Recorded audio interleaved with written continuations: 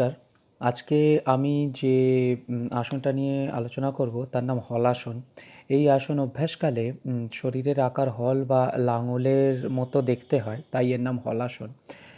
এই আসন অভ্যাসের সময় পাটাকে প্রথমে চিত হয়ে শুতে হবে, তারপরে পাটাকে সোজা করে রাখতে হবে। এরপর হাতের তালুর ওপরে ভর দিয়ে যতটা সম্ভব পা দুটোকে মাথার পিছন দিকে ছড়িয়ে দিতে হবে। খেয়াল রাখতে হবে যাতে হাঁটু না ভাঙে, আর স্বাভাবিকভাবে দম নিতে নিতে পাটাকে মাথার পিছন দিকে নিয়ে যেতে হবে।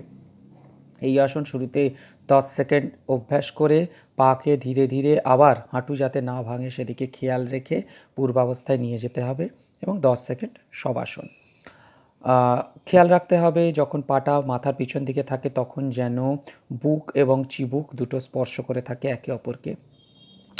শুরুতে 10 সেকেন্ড অভ্যাস করলেও পরে যেমন যেমন আরও প্র্যাকটিস বা অভ্যাস বাড়বে, এটাকে 30 সেকেন্ড করে 4 বার অভ্যাস করা যেতে পারে এবং প্রত্যেকবার আসন অভ্যাসের পর 30 সেকেন্ড করে শবাসন।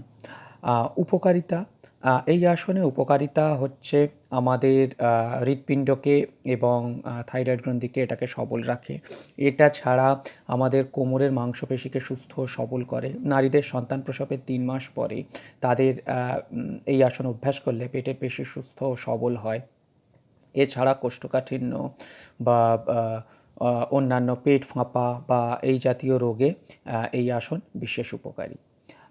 আজকের ভিডিওটি আমি এখানেই শেষ করলাম।